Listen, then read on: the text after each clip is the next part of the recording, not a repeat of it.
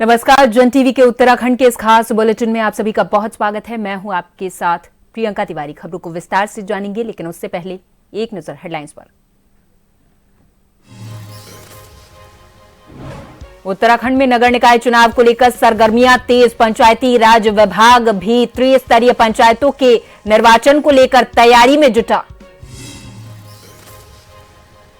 हरिद्वार नगर निगम का सराहनीय कार्य। पुराने टायर, लोहा, प्लास्टिक पाइप और दूसरे अनुपयोगी सामानों से बनाया waste to wonder park. Udham Singh Nagar police की अपराधी के साथ मुठभेड़, पुलिस पर की थी फायरिंग। जवाबी कार्रवाई में आरोपी घायल, इलाज जारी। हरिद्वार में नशे के खिलाफ पुलिस प्रशासन अलर्ट। गंगा घाटों पर हर गतिविधि पर विशेष नजर। संवेदनशील क्षेत्रों में नियमित गश्त करेगी पुलिस। और शीतकालीन चारधाम यात्रा की हो चुकी शुरुआत। तीर्थ स्थलों में भारी संख्या में पहुंच रहे तीर्थयात्री। ज्योतिर्मठ में पहुंचने लगे श्रद्धालु।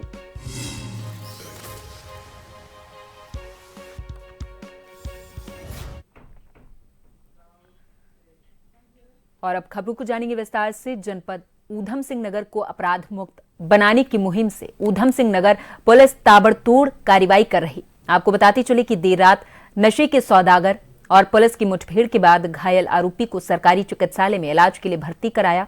घटना देर रात की है। काशीपुर पुलिस को सूचना मिली थी कि नशे का एक सौदागर काशीपुर कुंडा क्षेत्र निवासी मुनाजिर नशीली अवैध सामग्री के साथ समाज में जहर घोलने जा रहा है। काशीपुर पुलिस ने तुरंत घेराबंदी की। आरोपी को रोकने की कोशिश की तो आरोपी ने भागने की फिराक में पुलिस पर ही फायरिंग कर दी। वहीं पुलिस ने भी जवाबी कार्रवाई करते हुए गोली चलाई। इसके बाद बदमाश घायल हो गया। हालांकि अस्पताल में बदमाश का उपचार जारी है।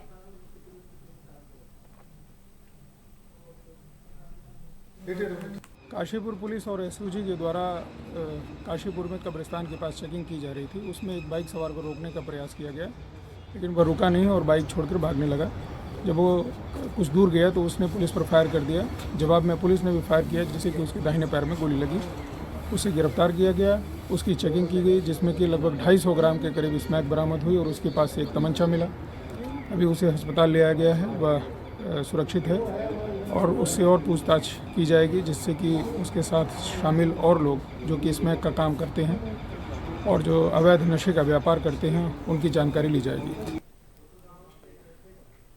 अल्मोड़ा जिले सियालदे विकास खंड के इकू खेत में उत्तराखंड जन कल्याण समिति सहित विभिन्न संगठनों के लोगों ने शिक्षा, स्वास्थ्य, मांगरू खाल, तंशा खाली सैंड, कालिंका मोटर मार्ग, स्थायी राजधानी गैस सैंड, मूल निवास, भू कानून, जड़ी बूटी उद्योग, इकू खेत में पॉलिटेक्निक और सामुदायिक भवन, जंगली जानवरों से फसलों को बचाने सहित आदि मांगों को लेकर बैठक की है। बैठक में पदाधिकारियों का कहना था कि सरकार प्रशासन की ओर से कोई सकारात्मक कार्रवाई नहीं की गई। मूल सुविधा न होने के कारण तेजी से पलायन बढ़ रहा, लेकिन ग्रामीणों की समस्या पर कोई कार्रवाई नहीं हो रही है। 30 सितंबर से 14 अक्टूबर तक हमारा 15 दिनों का कर्मिक अनशन यहाँ पे चला था। तमाम विभागों के लोग यहाँ पे आए थे और उनके आश्वासन के बाद 15 दिन के बाद उस धरना स्थल को स्थगित किया गया था 4 महीने का समय लेकर। लेकिन 2 महीने पूरे होने वाले हैं, अभी तक विभाग द्वारा कोई सार्थक कदम नहीं उठाया गया है, कोई कार्रवाई नहीं की गई है।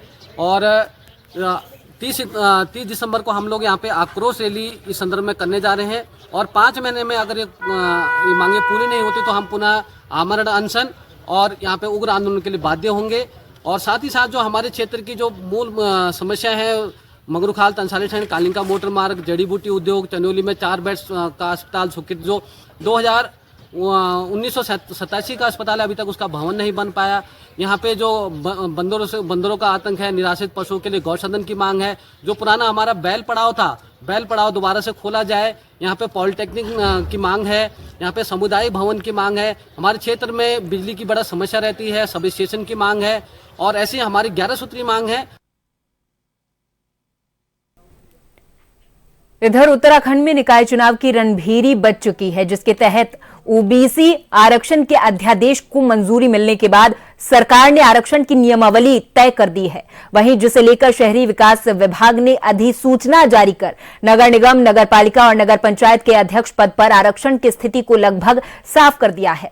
हालांकि अंतिम सूची जारी होने से पहले 1 हफ्ते का समय आपत्ति के लिए तय किया गया, लेकिन आरक्षण पर तीखी प्रतिक्रिया सामने आने लगी है, जिसमें विकास नगर विधायक मुन्ना चौहान की भी प्रतिक्रिया सामने आई है। आप ये जानते हैं जब चुनाव होता है तो उसमें आरक्षण निर्धारित किया जाता है और आरक्षण जब निर्धारित किया जाता है तो उसके लिए 1 हफ्ते का टाइम उसकी आपत्ति के लिए दिया जाता है। ये परंपरा पहले से चली आ रही है। पहले भी इसी प्रकार जब आरक्षण निर्धारित किए गए थे, आपत्तियां आई थी, समय दिया गया था। इस बार भी हम लोग समय भी दिया है, उसकी आपत्तियां भी प्राप्त कर रहे हैं यानी विभाग, और उसका निस्तारण भी करेंगे। और मुझे लगता है कि ये परंपराएं भी है और आवश्यकता भी है। किसी को अपनी बात कहनी है, उस आरक्षण पे उसे आपत्ति व्यक्त करनी है। मंगलौर विधायक काजी निजामुद्दीन के अथक प्रयासों के बाद मंगलौर के इंटर कॉलेज के लिए भूमि का इंतजाम होने की खुशी में आज मंगलौर के कॉलेज प्रबंधन ने उनका जमकर स्वागत किया है। इस मौके पर खंड शिक्षा अधिकारी सहित तमाम कॉलेज प्रबंधन मौजूद रहा। वहीं काजी निजामुद्दीन ने कहा कि बहुत कम समय में उन्होंने मंगलौर के विकास कार्यों को तेजी से आगे बढ़ाने का काम किया। इसी कड़ी में उन्होंने जीजीआईसी कॉलेज की बिल्डिंग के लिए जमीन उपलब्ध कराने का काम किया है, जिसमें अब जल्द ही ये कॉलेज बनकर तैयार हो जाएगा। उन्होंने ये भी बताया कि अब जो भी समय उनके कार्यकाल का बचा है वो उस दौरान तेजी से मंगलौर के विकास को आगे बढ़ाने का काम करेंगे। 12वीं का जो लड़कियों का स्कूल है, सरकारी स्कूल, उसके लिए जमीन और बिल्डिंग नहीं थी, तो ये नगर पालिका के कुछ एक भवन ऐसे हैं जो किसी काम में नहीं आ रहे थे, लेकिन नगर पालिका के बोर्ड चलते वो देना संभव नहीं हो पाता था। अब वो उस स्कूल के नाम करवाकर उस स्कूल के लिए पैसा सैंक्शन हो गया है और वहाँ 12th का स्कूल जो लड़कियों का है उसके लिए, हालांकि जगह वो भी कम है, लेकिन कस्बे के बीच में जितनी जगह उपलब्ध है उसी के बीच में वो स्कूल अब संचालित होगा।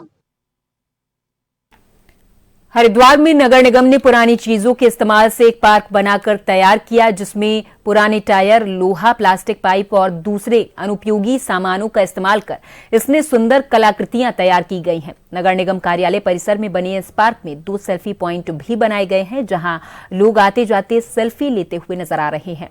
नगर निगम के इस पार्क को वेस्ट टू वंडर का पार्क नाम दिया गया है। निगम के अधिकारियों का इस पर कहना है कि इसके जरिए लोगों से पुराने और अनुपयोगी सामान को बाहर न फेंक कर सुंदर ढंग से इस्तेमाल करने के लिए संदेश देने की एक कोशिश है।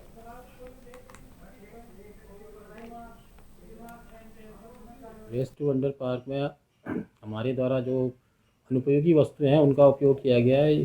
उस पार्क में हमने 2 सेल्फी पॉइंट बनाए हैं जो मुख्यतः हमारे अनुपयोगी वस्तुओं से तैयार किए गए हैं। एक सेल्फी पॉइंट हमने पुराना हमारा ई-रिक्शा था जो कार्य में उपयोग के लायक नहीं था, उसका किया गया है। इसके अतिरिक्त एक सेल्फी पॉइंट हमारे द्वारा साइकिल के पुराने जो हमारे चक्के होते हैं उनके माध्यम से तैयार किया गया है। साथ में हमारा और है कि उसमें कुछ और हमारी जो अनुपयोगी वस्तुएं हैं इनका भी उपयोग कर इसको और सुंदर और अच्छा बनाया जाए। शीतकालीन चारधाम यात्रा की शुरुआत हो चुकी, जिसको लेकर के पूरे उत्तराखंड देवभूमि में चारों तरफ खुशियां ही खुशियां नजर आ रही हैं और लगभग सभी शीतकालीन तीर्थ स्थलों में भारी संख्या में तीर्थयात्री देवी देवताओं के दर्शन के लिए पहुंचने लग गए हैं, जिसको लेकर ग्रामीणों में काफी हर्षोल्लास का माहौल बन गया है। तो वहीं एक और बात करें बद्रीनाथ धाम की शीतकालीन पूजा स्थल पांडुकेश्वर गांव की, तो यहां भी तीर्थयात्री शीतकालीन पूजा स्थल भगवान कुबेर जी और भगवान उद्धव जी के दर्शन के लिए भारी संख्या में पहुंच रहे हैं, जिसको लेकर पांडुकेश्वर गांव के ग्रामीणों में काफी खुशी का माहौल बन चुका है।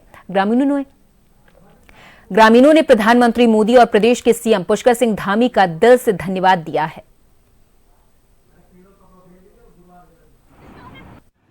मैं बहुत बहुत धन्यवाद करना चाहूँगा उत्तराखंड सरकार का, विशेष रूप से मुख्यमंत्री पुष्कर सिंह धामी जी का, जिन्होंने कि चार धाम को बढ़ावा देते हुए शीतकाल में भी अब चार धाम यात्रा प्रारंभ कर दी है और बड़ी संख्या में चारों धामों के शीतकालीन पूजा स्थलों पे बड़ी संख्या में तीर्थयात्री श्रद्धालु आ रहे हैं, जिनसे लोकल फॉर वोकल जो नरेंद्र मोदी जी का एक सपना है वो धीरे धीरे साकार होता नज़र आ रहा है और इसमें लोकल स्थानीय लोगों में भी काफ़ी खुशी का माहौल है। दूर दूर से यात्री भगवान के शीतकालीन दर्शनों के लिए भी आ रहे हैं और उनको पहाड़ों का भी आनंद ले रहे हैं। धन्यवाद। उत्तराखंड में आपदा जैसी स्थितियों से निपटने के लिए आपदा प्रबंधन विभाग लगातार अपनी तैयारी में जुटा हुआ है। आपदा प्रबंधन सचिव विनोद कुमार सुमन ने बताया कि जिन क्षेत्रों में आपदा जैसी स्थितियां अधिक देखने को मिलती हैं, उन क्षेत्रों में स्थानीय लोगों को ट्रेनिंग दी जा रही। इसके साथ साथ जिला प्रशासन भी अपने स्तर पर अधिकारियों को तमाम तरह की जानकारियां और ट्रेनिंग देकर उन्हें आपदा जैसी स्थितियों से निपटने के लिए पहले से ही तैयार कर रहा है। आपदा प्रबंधन सचिव विनोद कुमार सुमन ने बताया कि इस समय स्थितियां सामान्य हैं और हमें अभी से अपनी सभी तैयारियां पूरी कर लेनी चाहिए। ट्रेनिंग का कार्य हमारा पहले से ही चल रहा है, कोई नया कार्य नहीं है। हमारा प्रयास है कि जब आपदा का समय नहीं है तो उसमें हम लोग तैयारी का समय मानते हैं इसको, और जितनी अच्छी तैयारी होती है उतना अच्छा हम आपदा में मैनेज कर पाते हैं। तो उसी के क्रम में इसमें ट्रेनिंग का कार्य चल रहा है, सभी जनपद के द्वारा किया जा रहा है। अब हमारा प्रयास है कि स्कूलों में या जन समुदाय तक या जिस जगह ज़्यादा आपदा आती है वहाँ पे हम ट्रेनिंग करावें। उस दिशा में कार्रवाई चल रही है और उसको थोड़ा सा एग्रेसिव तरीके से करने। सरोवरों को स्वरोजगार और पर्यटन से जोड़ने का प्रयास किया जा रहा। प्राकृतिक सौंदर्य से अभिभूत और नैसर्गिक सुंदरता से आच्छादित समुद्र तल से 2453 मीटर ऊंचाई पर नचिकेता ताल 3 किलोमीटर पैदल ट्रैक रूट से पहुंचा जाता है। मुख्य विकास अधिकारी एसएल सीमवाल ने नचिकेता ताल को अमृत सरोवरों से जोड़ते हुए पर्यटन जैसी गतिविधियों का विस्तार और अमृत सरोवर के अंतर्गत ताल को आधुनिकता की दिशा में क्रियान्वित करने को लेकर वन महकमे के अधिकारियों से बातचीत कर निर्देशित किया। स्वरोजगार की अपार संभावनाओं को उपलब्धियों में परिवर्तित करने पर जोर दिया जा रहा है। देखो, नचिकेता ताल जो है ना, नचिकेता ताल पर्यटन के लिए बहुत ही महत्वपूर्ण है और ये जिला मुख्यालय से नज़दीक भी है और इसमें पर्यटन की अपार संभावना भी है। तो इसको हम लोग अमृत सरोवर, जो हमारा एक गवर्नमेंट का मैंडेट है कि अमृत सरोवर में उसको डेवलप करने के लिए, तो उसको डेवलप करना चाहते हैं। लेकिन ये पूरा फॉरेस्ट एरिया है, तो फॉरेस्ट के सहयोग से इसको हम लोग अमृत सरोवर में इस बार इसको सम्मिलित करेंगे। जिससे कि वहाँ पे मैं गया था तो मैंने देखा कि वहाँ पे जितना भी इंफ्रास्ट्रक्चर बना हुआ था, मंदिर था और था, सब टूट फूट गया है और वहाँ बैठने के लिए भी व्यवस्था नहीं है, तो वो चीज़ भी वहाँ डेवलप हो सकती है। दूसरा, वहाँ पे जो तालाब है उसके में आसपास से जब बारिश होती है तो पूरा मिट्टी वहाँ चली जाती है, उसके प्रोटेक्शन के लिए भी वहाँ पे कार्य करना जरूरी है। तो मेरी फॉरेस्ट से भी बात हुई है, फॉरेस्ट ने भी वहाँ के लिए कुछ भेजा है, वहाँ से एस्टिमेट वगैरह भेजा है भारत सरकार को, वो भी अगर अप्रूव हो किया जाता है तो भी हो जाएगा। और दूसरा, इसको अमृत सरोवर में हम लोग सम्मिलित करेंगे। इधर उत्तराखंड में इन दिनों नगर निकाय चुनाव को लेकर सरगर्मियां तेज हैं। इस बीच पंचायती राज विभाग भी त्रिस्तरीय पंचायतों के निर्वाचन को लेकर अपनी तैयारी में जुटा हुआ है। आपको बताते चले कि त्रिस्तरीय पंचायत के कार्यकाल भी पिछले 2 दिसंबर को समाप्त हो चुके हैं। हरिद्वार जिले को छोड़कर प्रदेश के अन्य सभी 12 जिलों में एक साथ त्रिस्तरीय पंचायत चुनाव होने हैं।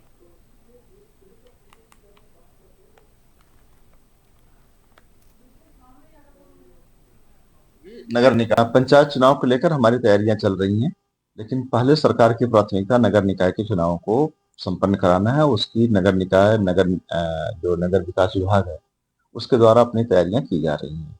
जहां तक पंचायती राज के त्रिस्तरीय चुनावों का संबंध है, आज हमारी निर्वाचन आयोग के साथ बैठक है उसमें जो आगे की कार्रवाई है उसके बारे में निर्णय किया जाएगा। धर्मनगरी हरिद्वार में बढ़ते नशे के खिलाफ पुलिस ने अब सख्त रुख अपना लिया। गंगा घाटों की पवित्रता और श्रद्धालुओं की सुविधा को ध्यान में रखते हुए हरिद्वार पुलिस ने नशे के खिलाफ एक विशेष अभियान शुरू किया है। गंगा घाटों पर शाम ढलते ही लोग नशा करने के लिए पहुंच जाते हैं। एसपी सिटी पंकज गैरोला ने बताया कि गंगा घाटों पर इस तरह की गतिविधियों की लगातार शिकायतें मिल रही थी, जिससे श्रद्धालुओं को असुविधा का सामना करना पड़ रहा था। अब पुलिस ने नशा करने वाले और बेचने वालों के खिलाफ सख्त कार्रवाई करने का फैसला किया है। इस अभियान के तहत पुलिस गंगा घाटों और अन्य संवेदनशील क्षेत्रों में नियमित गश्त करेगी। पुलिस ने यह भी अपील की कि यदि किसी को नशा बेचते या करते हुए कोई व्यक्ति नजर आए तो तुरंत पुलिस को सूचना दें।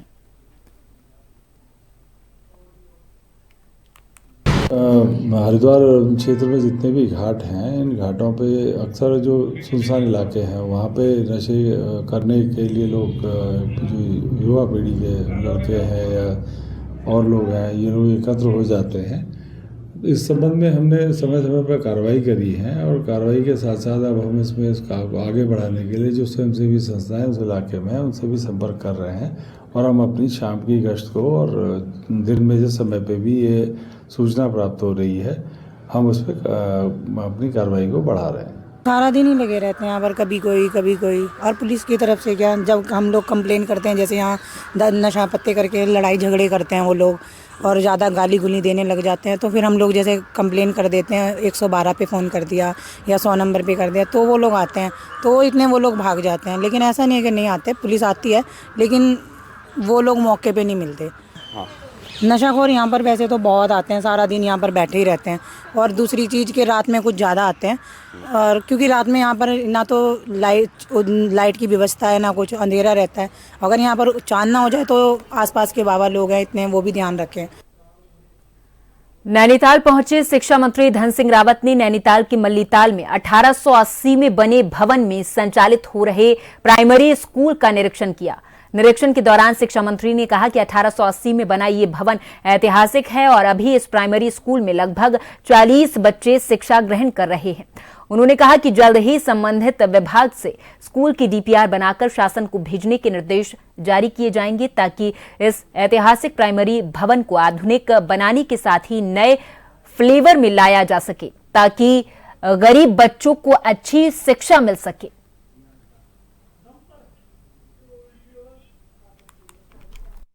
देखो, जो हमारा राजकीय प्राथमिक विद्यालय मल्लीताल का है, इसमें 40 से ज़्यादा बच्चे आज प्राइमरी में पढ़ाई कर रहे हैं और ये 1888 की स्कूल है। और आज मैं सौभाग्य से यहाँ आया हूँ देखने के लिए। वैसे तो बिल्डिंग नई बन गई है, लेकिन ये चूँकि हमारी पुरानी विरासत है, पुरानी धरोहर है, तो इसके लिए डीपीआर के लिए मैं आज ही कहने वाला हूँ और इसके जीर्ण शीर्ण के लिए पैसा भी दिया जाएगा और इस स्कूल के एक मॉडल स्कूल भी बनाया जाएगा, ताकि यहाँ पे बच्चों की संख्या भी बढ़ जाए।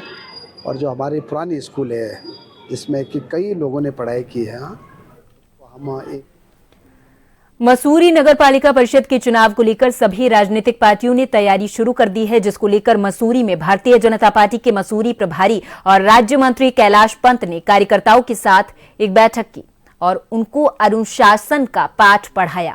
उन्होंने कहा कि सरकार और निर्वाचन के द्वारा प्रदेश के सभी निकाय और निगम की सीट पर मंथन कर विभिन्न वर्गों के लिए आरक्षित की जाए। उन्होंने कहा कि मसूरी नगर पालिका की सीट महिला ओबीसी आरक्षित की गई है। ऐसे में मसूरी के इतिहास में पहली बार हुआ कि मसूरी नगर पालिका की सीट सामान्य पुरुष से महिला की हुई है। उन्होंने कहा कि महिला ओबीसी आरक्षित किए जाने को लेकर कुछ लोगों में नाराजगी जरूर है, लेकिन ये पार्टी का निर्णय है। उन्होंने आगे कहा कि अगर किसी को आपत्ति है तो वो 7 दिन के भीतर तथ्यों के साथ आपत्ति दर्ज कर सकता है, जिससे आपत्तियों पर सुनवाई कर निर्णय लिया जा सके।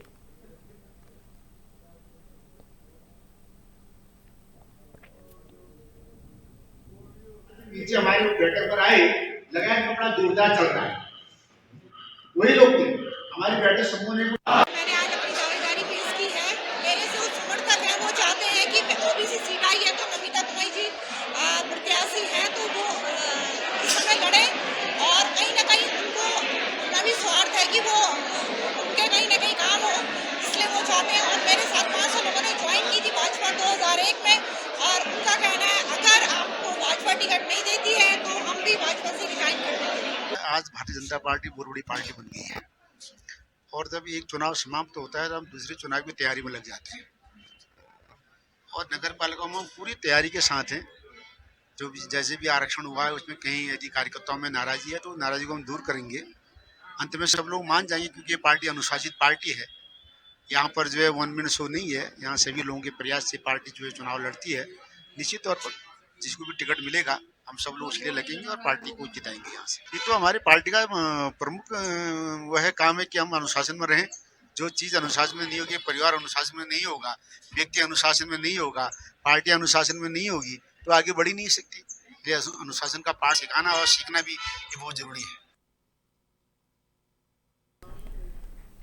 और इसी के साथ इस बुलेटिन में फिलहाल के लिए मेरे साथ बस इतना ही। आप देखते रहें जन टीवी। नमस्कार।